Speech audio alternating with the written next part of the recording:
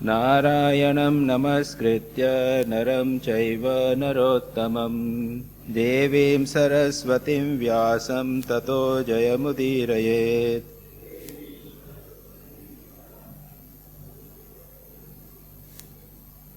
आज हम वही उद्धव गीता के उस अंश को, अवधूत गीता के अंश को पढ़ेंगे। 2 सप्ताह की गैप है, इसलिए थोड़ा सा रिवाइज करना उचित होगा।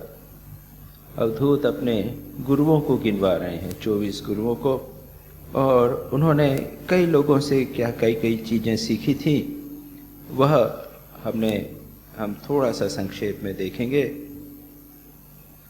पहले तो उन्होंने पिंगला से एक गणिका से सीखा जो भी प्रतीक्षा करती रही, और उसके बाद में कहा आशा ही परमम दुखम नैराश्यम परमम सुखम इत्यादि। उसके बाद में एक पक्षी से सीखा जो परिग्रह करने का प्रयत्न किया। एक चील, उसने मांस का टुकड़ा अपने हाथ में ले लिया, उसके जीभ में ले लिया, तो उसके पीछे सबने आक्रमण किया, तो वहाँ कहा गया परिग्रहो हुई दुखाय।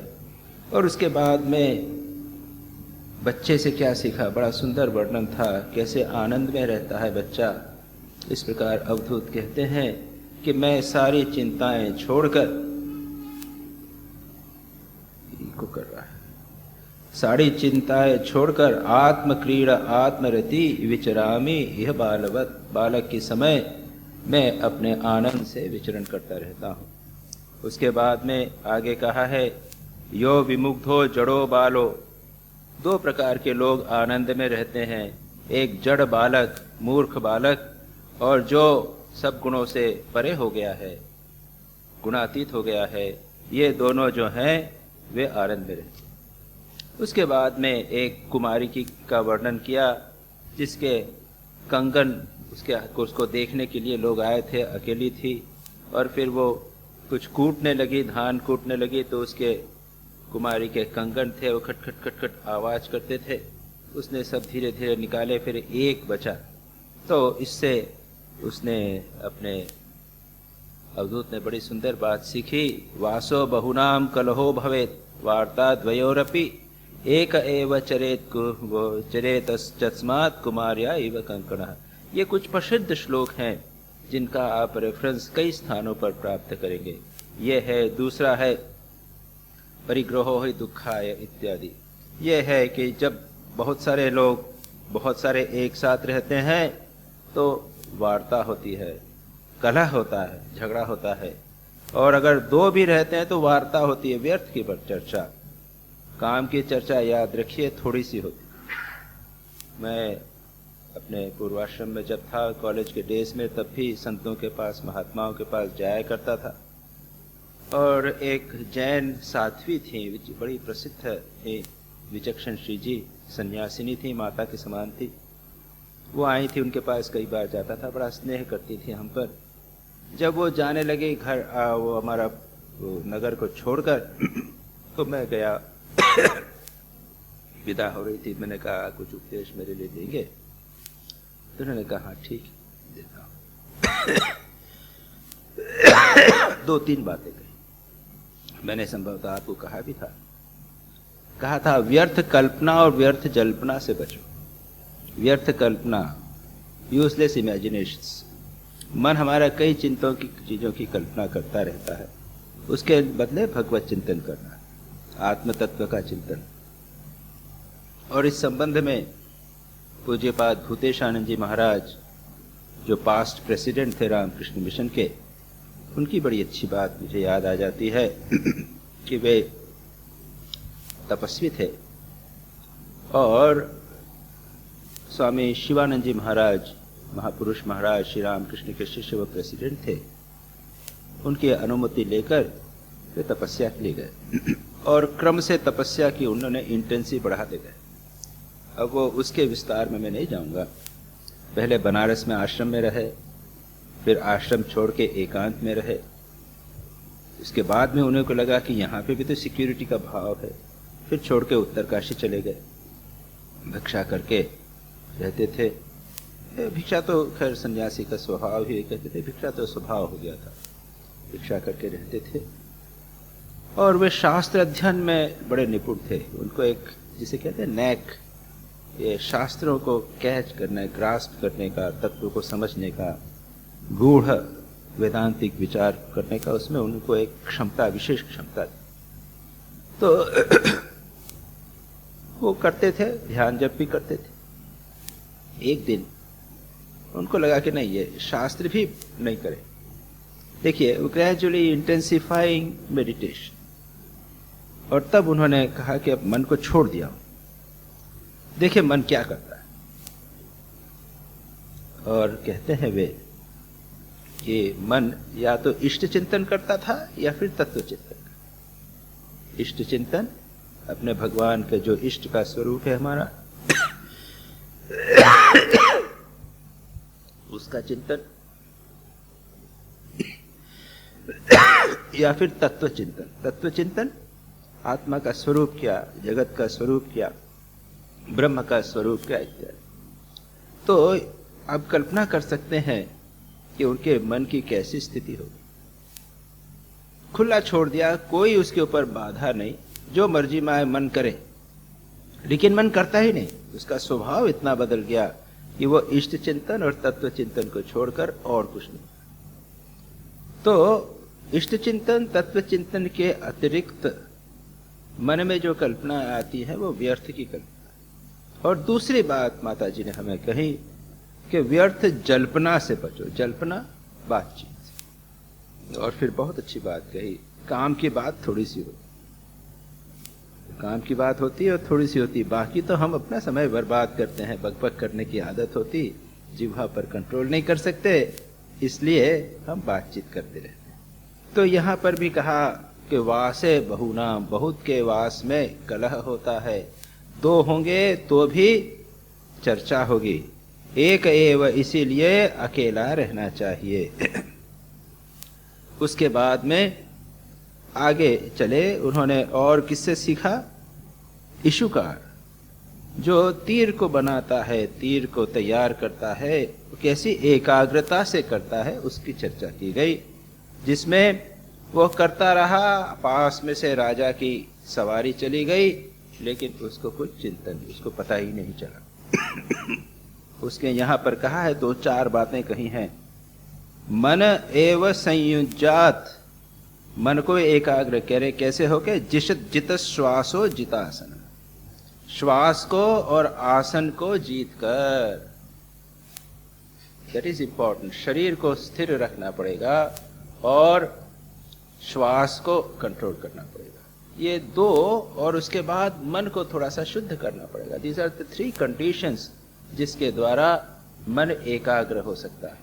कई बार लोग प्रश्न करते हैं कि मन को कॉन्सेंट्रेट कैसे करना, तो हम बता देते हैं भाई एकाग्र करो, बैठो, मन को आंख खोल कर देखो, फिर आंख करके बंद करो, मेडिटेशन टेक्निक बता देते हैं, थोड़ा प्राणायाम बता देते हैं। लेकिन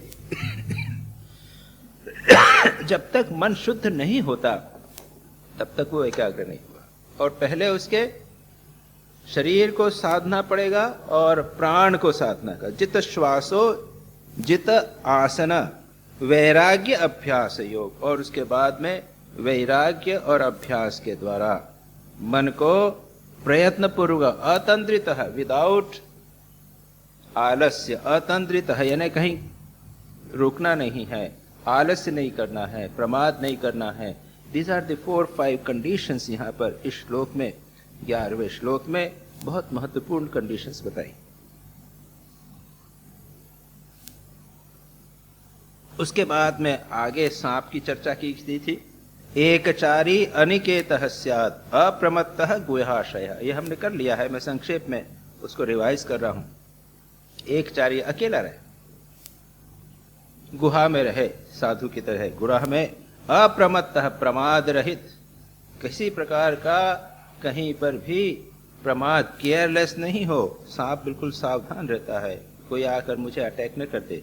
गुहाशयः, गुफा में रहे। अलक्ष्यमानः आचार्यैः, अपने आचरण के द्वारा उसको कोई पहचान न सके। पहचानेंगे तो समस्या उत्पन्न हो जाएगी। कई बार ऐसी समस्या होती है, जो लोग सन्यासी साधु होते हैं वो अपने भेष से, अपने व्यवहार से लोगों को आकृष्ट कर, लोग उनके प्रति आकृष्ट होते हैं और ये समस्या का कारण बन जाता है। उनका जीवन जो है वो डिस्टर्ब हो जाता है। तो अधिकांश जो सच्चे सन्यासी वगैरह होते हैं वो ऐसे रहते हैं कि लोग उनको पहचान नहीं सकते। अलक्ष्यमानः आचार्य ही मुनि एक अकेला रहे अल्प भाषण। संक्षेप खुद थोड़ा सा बोले।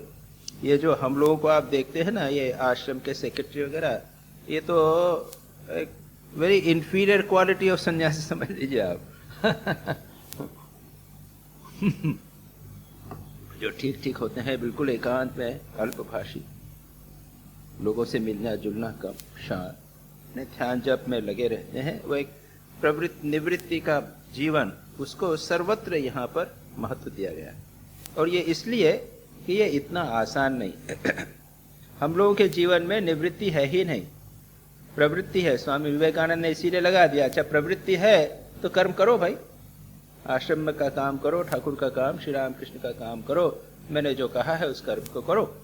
क्योंकि अगर तुमको कहा जाए कि एकांत में रहो, अल्प बोलो, तो तुम सो जाओगे, कुछ वो काम भी नहीं कर सकोगे और निद्रा आ जाएगी। तो यहाँ पर ये बात कही और उसके बाद ग्रहारंभो अति दुखाय विफलश्च अध्रुवात्मनः कहा। यहाँ पर तो आप लोगों को कहा, हम लोगों को भी अगर कोई आश्रम बनाने का प्रयत्न करे, बड़ा आश्रम बनाएंगे, या आप लोग जैसे घर बनाते हैं, मकान बनाते हैं, एक बड़ी एम्बिशन होती है कि घर बनाना चाहिए, मकान बनाना चाहिए, बड़ा मकान होना चाहिए।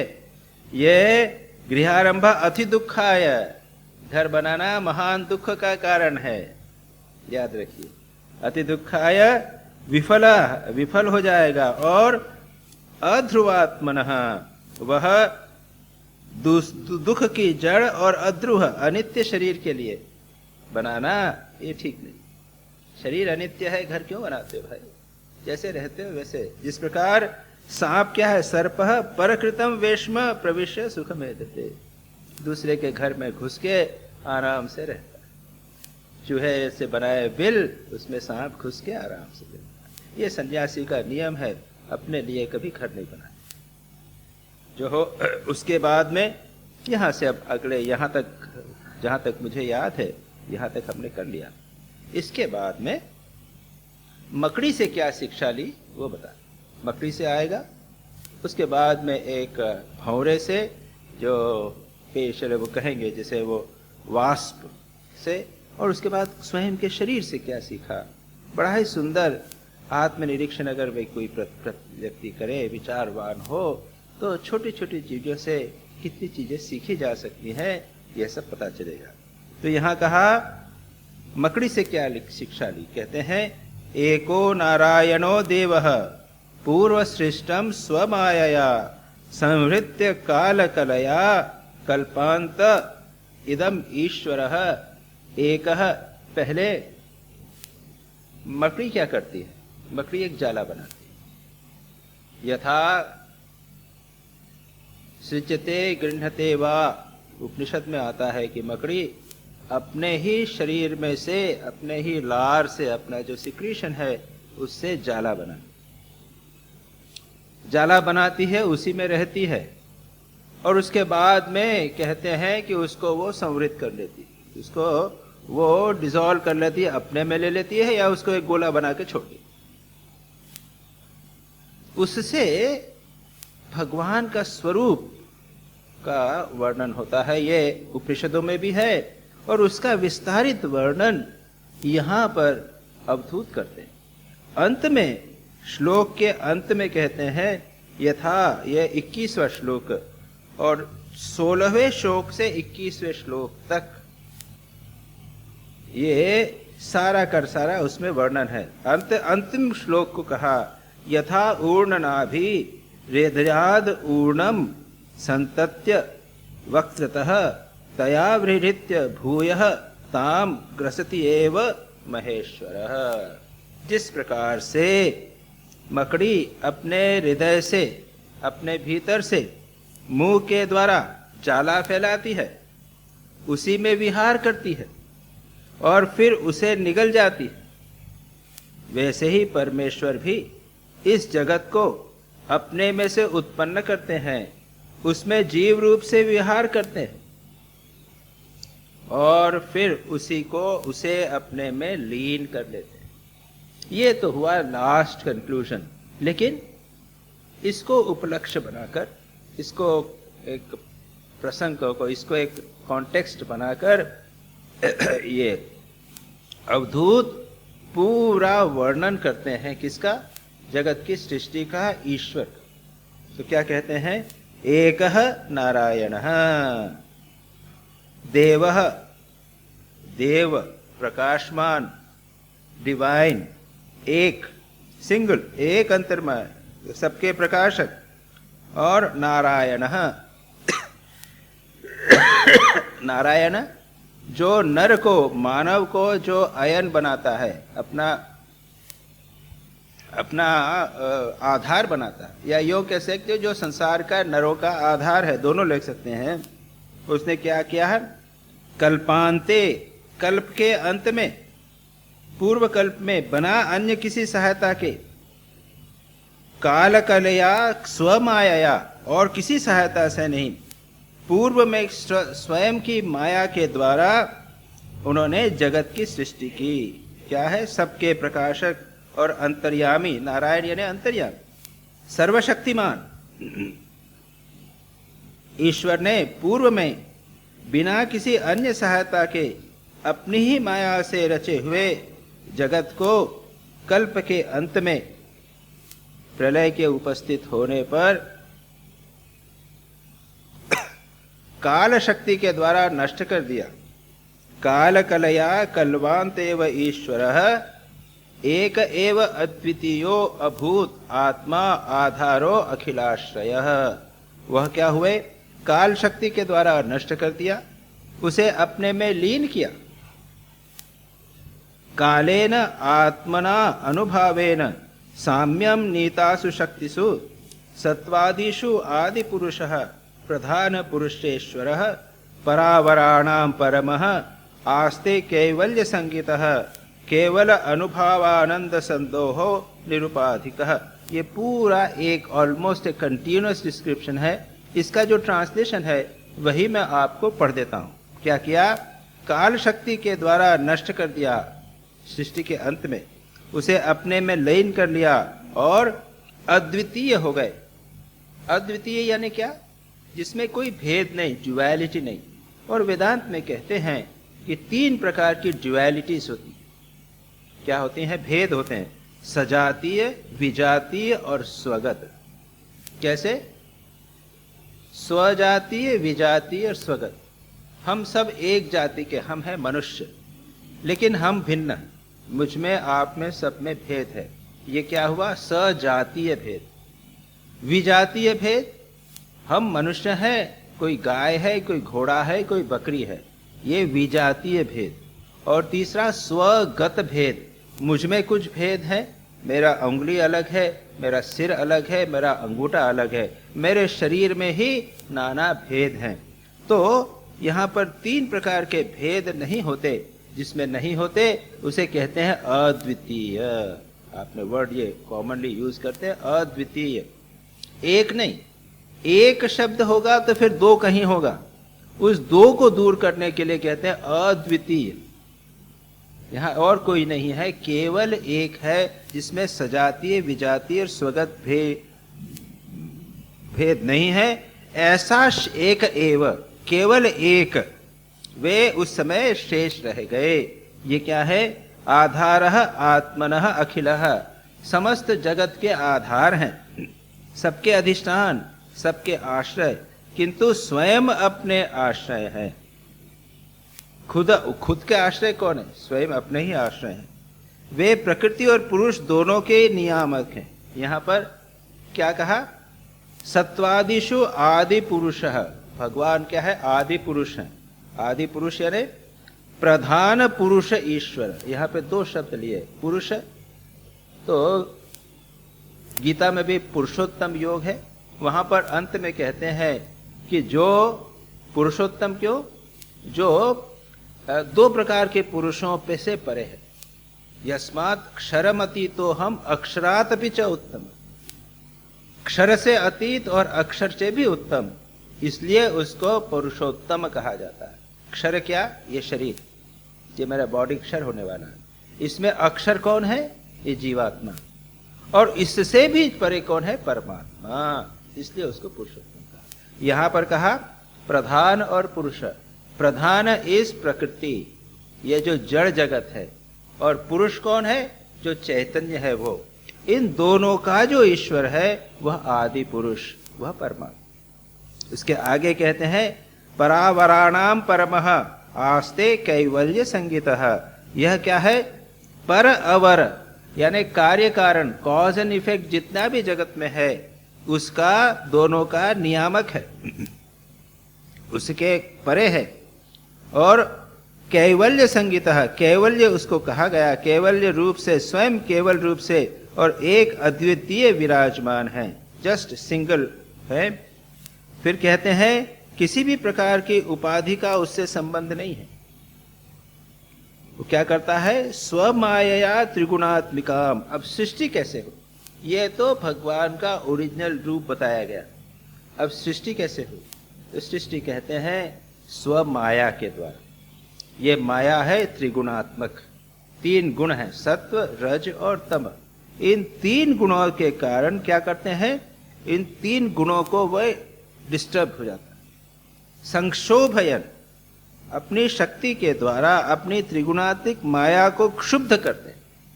When there is a balance between सत्व, रज और तम, तब सृष्टि नहीं हो सकती। लेकिन उसके बाद में जब सृष्टि करना है तो भगवान इन तीनों के अंदर डिस्टर्बेंस क्रिएट करते हैं। तीनों में इम्बैलेंस क्रिएट किया, उसके बाद में जगत से इसकी उत्पत्ति हुई। उत्पत्ति में क्या हुआ?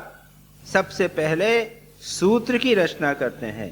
सृजति आदो सूत्रम, सूत्र यानी सूत्रात्मा, जिसे हम हिरण्यगर्भ भी कहते हैं या महत कहते हैं, इसकी सृष्टि कहते हैं। उसके बाद में यह सूत्र रूप महत ही तीनों गुणों की पहली अभिव्यक्ति है, फर्स्ट मैनिफेस्टेशन ऑफ 3 गुण। उसी में से सारा विश्व, उससे ही सारा विश्व ताने बाने की तरह ओतप्रोत, यस्मिन ओतम इदम विश्वम येन संसरते पुमान। इसी से सारे जगत की सृष्टि होती है और इसमें ही संसार का चक्र चलता रहता है। ये संक्षेप में उन्होंने मकड़ी से क्या सीखा यह बताया। अब आगे कहते हैं यत्र यत्र मनोदेहि धारयेत् सकलम धिया स्नेहाद् द्वेषाद् भयाद् वापि याति तत्तत् स्वरूपताम्। ब्यूटीफुल। ये कंक्लूजन कहा है, किससे सीखा? कीटः पेशस्कृतं ध्यायन् कुट्यां तेन प्रवेशितः याति तत्साम सात्मतां राजन् पूर्वरूपम् रूपम् असंत्यजन्। क्या किया? मैंने भृंगी कीड़े से क्या सीखा? कीटः, कीड़े से यह शिक्षा की, आपने देखा होगा कि ये जो वास्प है ना, आपके जो वो होते हैं ना प्लग पॉइंट्स होते हैं, तो छेद होते हैं। आपने देखा होगा कभी कभी वो एक कीड़ा आके उसको बंद कर देता है। इसलिए वो उसको बंद करने के लिए ऑलरेडी एक वो हमारे यहाँ पे जैसे एक वो बना रखा है कि माँ शारदा, स्वामी विवेकानंद, श्री राम कृष्ण का एक लाइट बना है, तो वो आप उसको लगा दीजिए और ऑन करके रखिए, तो वो लाइट भी जलती रहेगी और वो कीड़ा आके उसको बंद नहीं करेगा। आपने देखा होगा कई बार आके कीड़े उसको बंद कर देते हैं। या फिर वास में कहीं आपके जगह कमरे में देखा, वहां पे कुछ बनाया उन्होंने मिट्टी से, उसके बाद बंद कर दिया, इट इज क्लोज्ड। उसके बाद क्या होता है? कुछ दिनों के बाद में खुलता है, उसके में से कीड़ा निकल। होता क्या है? होता यह है कि ये वास्प अपना एक इस प्रकार का मकान छेद बनाता है, एक अपना घोंसला कहिए, और उसके अंदर अंडे दे देता है। और एक कोई कीड़े को पकड़ के, एक दूसरे कीड़े को पकड़ के उसमें डाल देता है और ऊपर से बंद कर देता है। अंडे जब पकते हैं तो अंडे से जो बच्चा निकलता है, जो भी लार्वा निकलेगा, जो होगा, वो उसके लिए भीतर खाना रखा गया। खाते खाते खाते वो अंडा दूसरा पूरा एक पक्षी बन जाता है, वो बन जाता है कीड़ा बन के, वास्प बन के इसके अंदर से निकल जाता है। ये एक्चुअली होता है, लेकिन इससे एक किंवदंती चल गई कि ये जो वास्प है, ये भृंगी कीड़ा दूसरे एक कीड़े को पकड़ के उसके अंदर बंद कर देता है बस। और भीतर जो बंद किया हुआ कीड़ा है वो अपने शत्रु, उसके डर के कारण उसका चिंतन करते करते करते उसी में परिवर्तित हो जाता। इससे एक बहुत महत्वपूर्ण कंक्लूजन निकाला, जो कंक्लूजन सत्य है। ये किंवदंती असत्य भले होवे, लेकिन जो कंक्लूजन है वह सत्य है। और संतित कंक्लूजन क्या है? स्नेहात, स्नेह के द्वारा, प्रेम के द्वारा, आसक्ति के द्वारा, द्वेषात, द्वेष, ईर्षा, क्रोध, घृणा के द्वारा, ये स्नेह, ईर्षा, ये ट्रिमेंडस इमोशंस हैं, तीव्र भावनाएं हैं, तीव्रता प्रदान करती। या भयात, डर के द्वारा।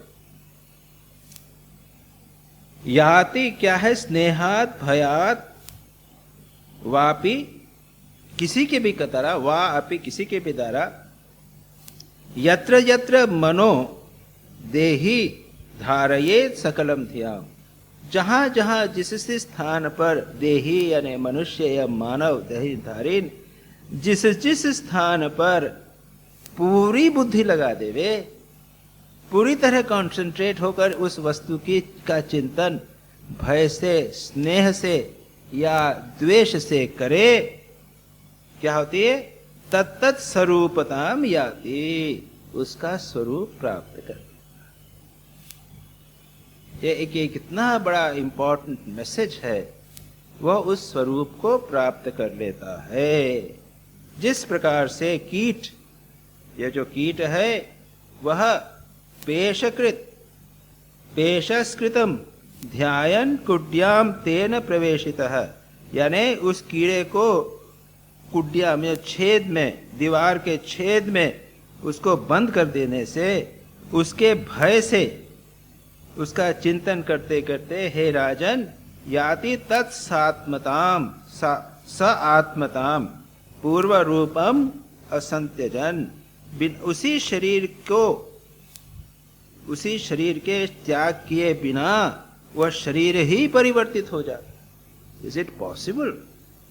ये बात और संभव है, या ये कहा गया है तीव्रता से चिंतन करते करते उस शरीर की प्राप्ति हो जाती। श्री रामकृष्ण का दृष्टांत ले लीजिए। श्री रामकृष्ण ने हनुमान जी का चिंतन किया, परिवर्तन हो सकता है, मन में परिवर्तन होता है, शरीर में परिवर्तन होता है। यह तो स्वाभाविक है। हम जिसको, अगर हम भगवान का चिंतन तीव्रता से करें तो याद रखिए कुछ समय के लिए हम भगवान ही हो जाते।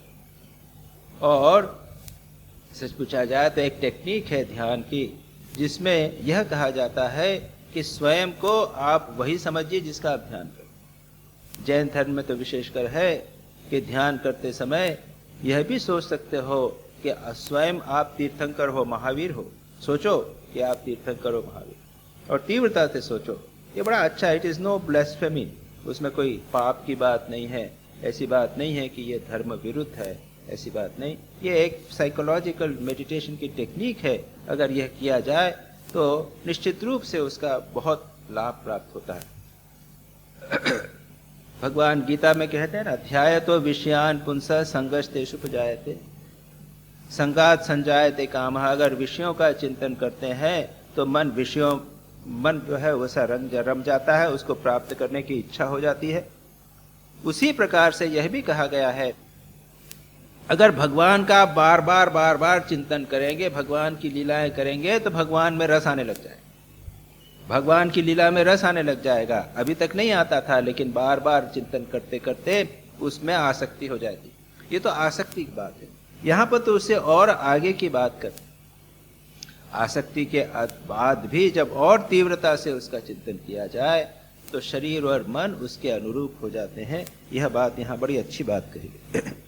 इसके बाद एवं गुरुभ्यो एतेभ्यो एषा में शिक्षिता मतिः स्वात्म उपशिक्षिताम बुद्धिम शुरू में वदतः प्रभो।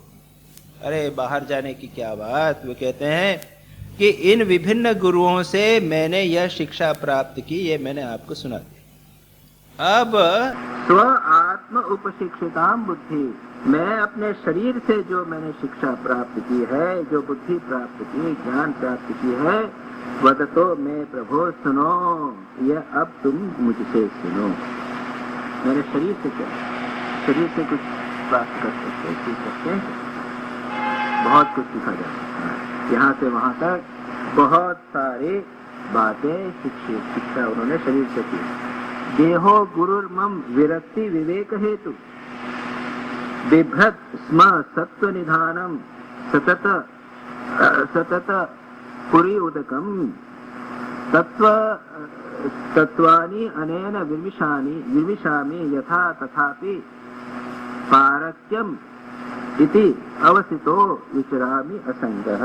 पहले क्या कहा, देह मम गुरु, यह जो शरीर है यह मेरा गुरु है। क्यों, किस चीज का, विरक्ति विवेक हेतु, मुझे विवेक और वैराग्य की शिक्षा। देह से वैराग्य से कहते हैं, आगे कहेंगे क्यों। विभ्रत स्म सत्व निधानम, सत्व यानी एक्सिस्टेंस और निधानम यानी नाश, यानी जन्म और मृत्यु। जन्म मृत्यु इसके साथ में हमेशा लगा है, सतत अति पूर्यतकम। इस शरीर को इसलिए क्या है, मरना जीना इसके साथ लगा रखा है। इस शरीर को पकड़ कर रखने का फल यह है कि दुख पर दुख भोगते जाओ। और यद्यपि इस शरीर से तत्व विचार करने में सहायता मिलती है, तथापि मैं इसे अपना कभी नहीं समझता। तत्वेन तत्वानि अनेन विमर्शानि, इसका विचार करके तत्व का चिंतन कर सकता हूँ। यथा तथापि पारक्यम इव इति अवसितो विचरामि असंगम, लेकिन यह दूसरों का है, क्योंकि एक दिन यह दूसरों का है। इसलिए क्या, एक दिन किसी दिन जब मर जाऊंगा तो इसको कौन खाएगा, हम तो जला देते हैं, अगर पड़ा रहे तो कौन खाएगा, सियार और कुत्ते ही तो खाने वाले, यानी ये शरीर दूसरों की। तो यहाँ पर इसके माध्यम से वो विवेक और वैराग्य का हेतु बताते हैं। पहला क्या है, विरक्ति, यह जन्म मरण वाला क्षणभंगुर है, वैराग्य का कारण। और हमने देखा है, अगर थोड़ा व्यक्ति विचार करे तो देह जैसी सबसे गंदी चीज और कुछ नहीं। मैंने पतंजलि योग सूत्र करते समय मैंने बताया था कि यह अशुचि अपवित्र है, वैराग्य को उत्पन्न करने का। कोई भी अगर व्यक्ति विचारवान होवे तो देखेगा ये देह जो है ये अत्यंत घृणित वस्तु है, जन्म मरण वाली है, इससे आसक्ति क्यों होना, विरक्ति का कारण, और विरक्ति और वैराग्य का कारण है। और इसलिए ये कहते हैं कि है किसका, दूसरों का है, मेरा तो है नहीं। मरने के बाद सियार कुत्ते खाने वाले हैं, इसलिए मैं असंग होकर विचरण करता, इससे मैं पूर्ण रूप से अनासक्त होकर विचरण करता। फिर जाया आत्मज अर्थ पशु भृत्य गृह आप्तवर्गान पुष्णाति यत् प्रिय चिकीर्षया वितन्वन् स्वान्ते सखित समवरुद्धनम धनः स देह शिष्टा अस्य बीजम अवसीदिति वृक्षः। इस जीव, इस शरीर के लिए हम क्या नहीं करते। इस शरीर को का प्रिय जीव जिस शरीर का प्रिय करने के लिए क्या करता है, अनेक प्रकार की कामनाएं और कर्म करता है। यत् प्रिय चिकीर्षया वितन्वन, बहुत सारे कर्म करते हैं। और क्या करते हैं, स्त्री पुत्र धन दौलत हाथी घोड़े पशु नौकर चाकर भृत्य और गृह घर द्वार बंधु बांधव आप्त वर्ग आदि विस्तार करके उनका पालन पोषण करने में लगा रहता है। किसके लिए रखता है, केवल इस शरीर के लिए तो। और बड़ी बड़ी कठिनाइयां सहकर धन संचय करता है। कृच्छवत धन अवरुद्ध धन को इकट्ठा करता है।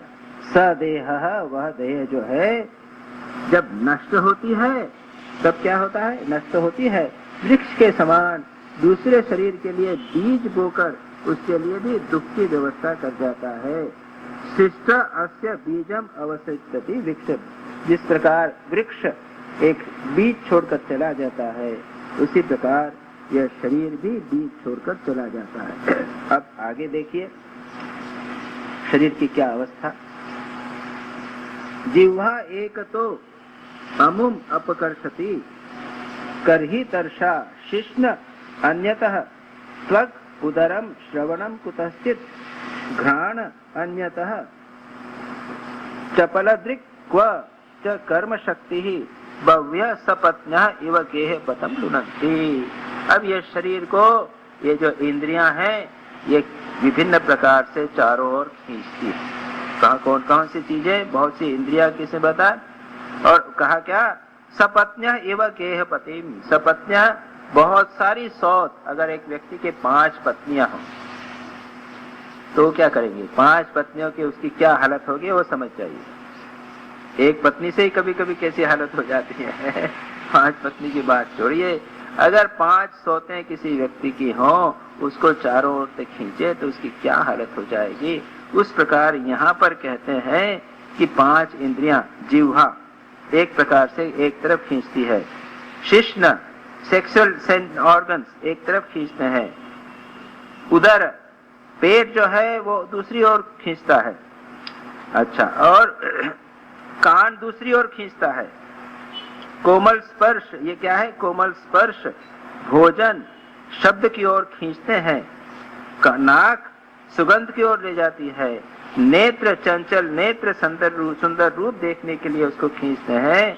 इस प्रकार कर्मेंद्रियां और ज्ञानेंद्रियां दोनों, कर्म शक्ति भी है, वह भी सभी इस मानव को, इस शरीर को कितनी ओर खींचती रहती हैं।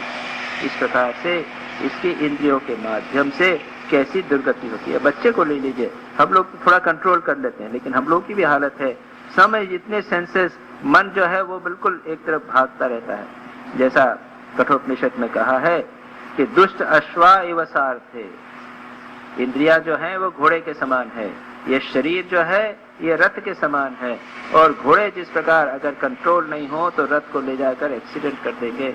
अधिकांश लोगों की संसार में यही हाल है, जिह्वा को कंट्रोल नहीं कर सकते, डायबिटीज हो गया, 400-500 ब्लड शुगर हो गया है, फिर भी कंट्रोल नहीं कर सकते, तो उसी से उसके बाद में हार्ट डिजीज होती है, ये होता है, वो होता है, सब होता है। तो ये इंद्रियों के माध्यम से ही तो शरीर की दुर्गति होती है। यही कहा कि जिस प्रकार से बहुत सारी स्त्रियां एक व्यक्ति को नष्ट करती हैं, उसी प्रकार से ये समस्त इंद्रियां शरीर को नष्ट कर देती हैं। शिष्टा पुराणी विविधानी अजया आत्मशक्तिया वृक्षान सरीसृप पशून खग दंशम अस्यान। अब दूसरी बात कहते हैं, तै तै तुष्ट अतुष्ट हृदय पुरुषम विधाय ब्रह्मावलोक दिशनम मुदमाप देव। क्या किया उसने, बड़ी सुंदर बात कही।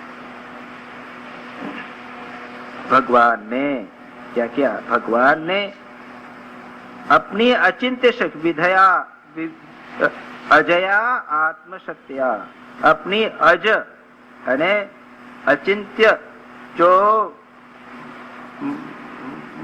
अज यानी जन्म रहित है, ऐसी आत्मशक्ति के द्वारा, शक्ति माया शक्ति के द्वारा भगवान ने क्या किया, पहले वृक्ष बनाए, सृष्टि की, उसके बाद सरीसृप जो रेंगने वाले हैं वो बनाए, फिर पशु पक्षी बनाए और मछली इत्यादि बनाई, अनेक प्रकार के सरीसृप पशुन खग दंशम, दंश करने वाले व्यक्ति बनाए, जानवर बनाए, मत्स्य बनाए इत्यादि रचा। उसके बाद में उनको संतोष नहीं हुआ, तब उन्होंने क्या किया, अतुष्ट हृदय, भगवान को संतोष नहीं हुआ, तब उन्होंने क्या है, पुरुषम विधाय, मनुष्य की सृष्टि की, पुरुषम विधाय। कैसे, वह यह ऐसी बुद्धि से युक्त है, ब्रह्म अवलोकधिषणम, ब्रह्म का साक्षात्कार करने वाली बुद्धि से युक्त, धी यानी बुद्धि, ऐसा पुरुष जिसमें ब्रह्म साक्षात्कार की क्षमता है, उसको बनाकर विधाय देवः मुदम आपः, उस देव को, भगवान को आनंद हुआ। हाँ, he was satisfied, तो मैंने ऐसा एक प्राणी बना दिया, बाकी ये सब तो इम्परफेक्ट है, ऐसा बनाया जिसमें ऐसी बुद्धि दी कि जो वह ब्रह्म को साक्षात्कार कर। अब इसके बाद आगे कहते हैं बहुत मनुष्य, एक बहुत महत्वपूर्ण श्लोक आ रहा है, लब्ध्वा सुदुर्लभमिदं बहुसंभवान्ते मानुष्यमर्थमदम अर्थम अनित्यम अपीह धीरः तूर्णम यतेत न पतेत अनुमृत्यु यावत् निःश्रेयसाय विषयः खलु सर्वतः स्यात्। क्या है? इदम सुरदुर्लभम मानुष्यम देहम बहुसंभव अंते, बहुत सृष्टियों के अंत में मनुष्य देह को प्राप्त करके सुदुर्लभम अति दुर्लभ मनुष्य देह, कहते हैं कि 84 लाख योनि के बाद में मनुष्य देह प्राप्त होती है, उसको मनुष्य देह को प्राप्त करके अनित्यम अपि इह, जो अनित्य है, यद्यपि यह मनुष्य है तो अनित्य, मृत्यु सदा उसके पीछे लगी रहती, ये तो ठीक है, परंतु इससे परम पुरुषार्थ की प्राप्त हो सकती है, इसलिए सुदुर्लभ हमें, इसलिए अनेक जन्मों के बाद यह अत्यंत दुर्लभ मनुष्य शरीर पाकर बुद्धिमान मनुष्य को चाहिए तूर्णम शीघ्र यतेत, प्रयत्न करे, न पतेद अनुमृत्यु यावत, जब तक मृत्यु नहीं, मृत्यु आकर नहीं पकड़ती तब तक जल्दबाजी करके, जल्दी करके प्रयत्न करे निःश्रेयसाय, मोक्ष के लिए, निःश्रेयसाय। और जहां तक विषय का प्रश्न है, विषयः खलु सर्वतः स्यात्, अरे भाई विषय भोग करना है तो भाई कुत्तों और जानवरों को भी विषय भोग मिलता है, सब योनियों में विषय भोग मिल सकते हैं, सांप को भी विषय भोग मिलता है, कुत्ते को भी मिलता है, जितनी योनियां हैं उनको विषय भोग तो मिलेगा। अरे छोड़ो, वो तो बहुत हो गया, बड़ी मुश्किल से बहुत से जन्मों के बाद में ये मानव शरीर प्राप्त हो गया है। तूर्णम, जल्दी, डोंट डिले, आज इसी समय से प्रयत्न करे निश्रेयस के लिए, यानी मोक्ष के लिए। निश्रेयस अभ्युदय, निश्चय अभ्युदय, संसार का कल्याण या संसार में कमाना, धन यश इत्यादि कमाना, उसको छोड़ो बाबा और लगो। बड़ी मुश्किल से बहुत योनियों के बाद में बहुसंभव अंते, बहुत जन्मों के अंत में ये अत्यंत दुर्लभ देह प्राप्त होगा। देखिए ये छोटी सी ये हमारी देह से कितना अधिक अच्छा इन्होंने ज्ञान प्राप्त किया है, ये गुरु अपना बनाया। पहला तो वो शरीर जो है वो अत्यंत घृणित है। माँ शारदा के जीवन में भी आता है कि उनको एक बार बहुत बीमारी हुई, बेचैन हो गई, बार बार डायरिया होता रहता था, और पानी के किनारे उन्होंने अपनी परछाई देखी, लगा बिल्कुल शरीर बिल्कुल दुबला पतला हो गया, और कहा अरे छी, इसके अंदर तो बस केवल फीसिल मल भरा है, और क्या है शरीर, और देखो क्या हालत हो गई इसकी। उससे वैराग्य। तो शरीर भी अगर विचार किया जाए तो विवेक और वैराग्य का कारण बनता है। और दूसरा, यह अनित्य है, लेकिन इसको साधन भी बनाइए। मोक्ष का साधन, शरीरम आद्यम खलु धर्म साधनम, धर्म के साधन में ये पहला फर्स्ट मीन्स ऑफ मोक्ष, इसको इंस्ट्रूमेंट बनाकर हम विज्ञान प्राप्त कर सकते हैं, भगवान का, ईश्वर का साक्षात्कार प्राप्त कर सकते हैं। उससे संग्रह यह अमूल्य जीवन कभी नहीं छोड़ना चाहिए। अरे भाई, जहां तक दूसरे विषय है तो सब जगह मिल जाएंगे। भगवान ने अल्टीमेटली करके मानव को बनाया, और इसमें भी अगर हम अपना समय विषय भोग में लगाएं तो हमारे से दुर्भाग्यवान और कोई। तो यहाँ पर बहुत अच्छी बात कही, एवं संजात वैराग्यो ज्ञानालोकेन आत्मनि विचरामि महिमेताम मुक्त संगो अनहंकृति। इस प्रकार से अब कंक्लूजन करते हैं अवधूत। इस प्रकार से यही सोच विचार कर मुझे जगत से वैराग्य, संजात वैराग्य है, वैराग्य है। और मैं बार बार कहता हूँ वैराग्य is the greatest blessing of human life. और जब हम बैठे हैं, बातचीत करते हैं, इस वैराग्य के लिए प्रयत्न करना चाहिए। विचार के द्वारा वैराग्य अवश्य करना चाहिए। भक्ति हो न हो, लेकिन वैराग्य यदि हो गया, ऑफ कोर्स अगर कोरा वैराग्य हो तो वो थोड़ा सा शुष्क होता है, भक्ति हो तो उसमें रस आता है। लेकिन वैराग्य एक इतनी बड़ी ब्लेसिंग है, वो जिसको प्राप्त हो गया वो धन्य है। संसार में कितने लोग हैं जिनको वैराग्य लगता है कि बड़ा शुष्क है, किसी कुछ तोड़ना पड़ता है। नहीं, मुक्ति का मार्ग है, मुक्ति का जो पाथ है वह वैराग्य है। इसमें आया था ना, वैराग्यम सुखावह, उसमें उसको आया था, किसको? पिंगला को प्राप्त हुआ था। विचार के द्वारा उसको वैराग्य उत्पन्न हुआ, जो सुख का वाहन है। वैराग्य से ही सुख मिलता है। अगर आसक्त होंगे तो जीवन में हम कष्ट पाएंगे। तो उसको एवं संजात वैराग्यो ज्ञान विज्ञान आलोक आत्मनि, ये विचार कर हो गया, मेरे हृदय में ज्ञान विज्ञान की ज्योति जगमगाती रहती है। आत्मनि ज्ञानालोक विज्ञान आलोक, जिसको वैराग्य हुआ और संसार में कहीं मन नहीं लगे तो कहाँ जाएगा? जैसा मैंने कुत्तेशानंद जी की बात कही, तत्व चिंतन करेगा या इष्ट चिंतन करेगा? ये है ज्ञान और विज्ञान का आलोक। आत्मा में, हृदय में निरंतर जिसको होता रहे, उससे ऐसा सुखी व्यक्ति और कौन होगा?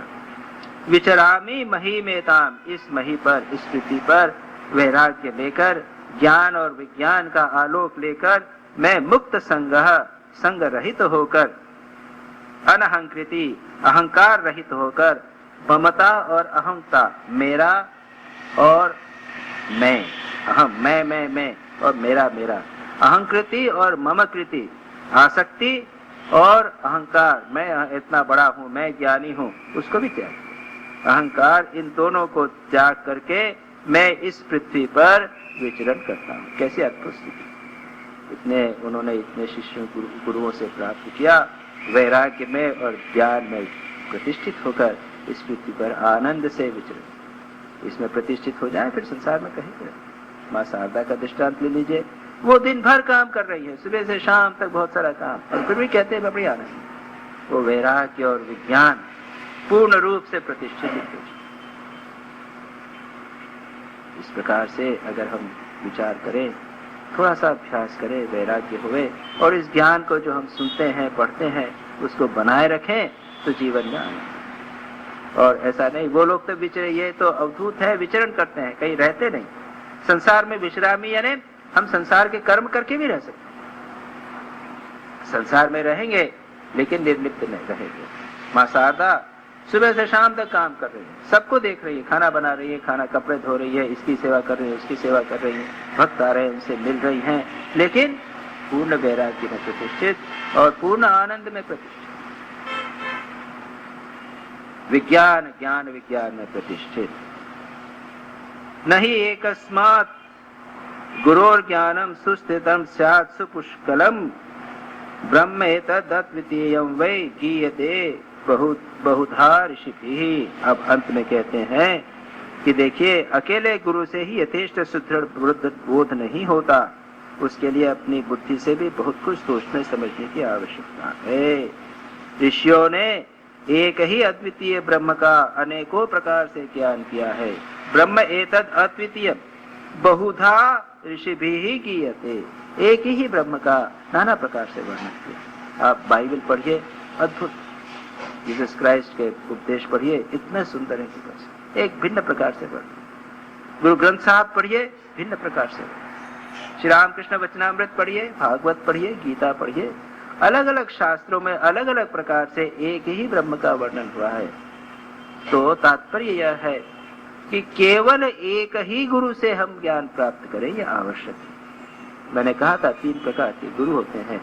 एक तो होते हैं दीक्षा गुरु, वह एक जो मंत्र देते हैं और उसका जप करने की विधि बता देते हैं, मंत्र और इष्ट का निर्धारण करते हैं, एक। दूसरे होते हैं शिक्षा गुरु, जिनसे हम बहुत सारी बातें सीखते हैं, साइंस सीखते हैं, शास्त्र सीखते हैं, पढ़ते हैं।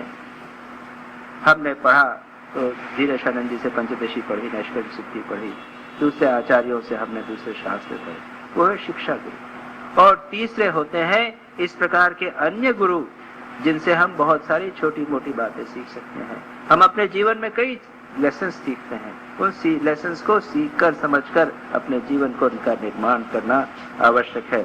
इस प्रकार से यहाँ पर उन्होंने कंक्लूजन किया कि आवश्यक नहीं कि केवल एक गुरु रहे, हमारा मन ओपन रहे तो हम बहुत सारी बातें सीख कर हमारे जीवन को और धन्य बना सकते हैं। इसके बाद कहते हैं श्री भगवान वाच, अब अंत में भगवान श्री कृष्ण ने कहा उद्धव को बताने के बाद में, इत्युक्त्वा स यदुम विप्र तमा मंत्र गभीरथी विन्दतो अभ्यर्थितो राज्ञा ययो प्रीतो यथागतम् अवधूत वचः श्रुत्वा पूर्वेषां न स पूर्वजः सर्वसंग विनिर्मुक्तः समचित्तो बभूवः।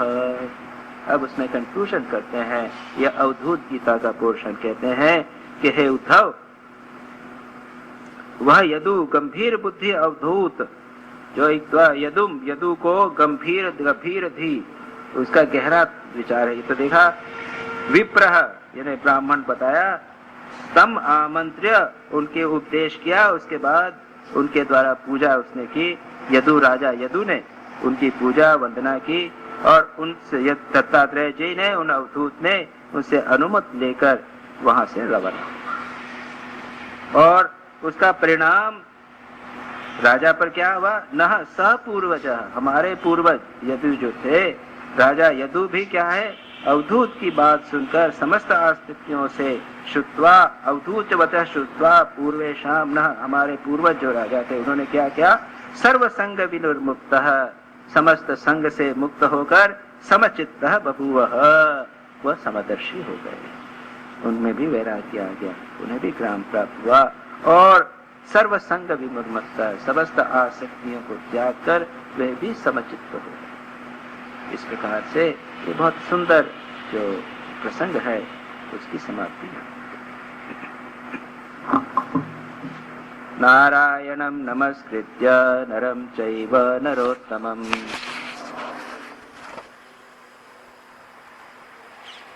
देवीं सरस्वतीं व्यासं ततो जयमुदीरये।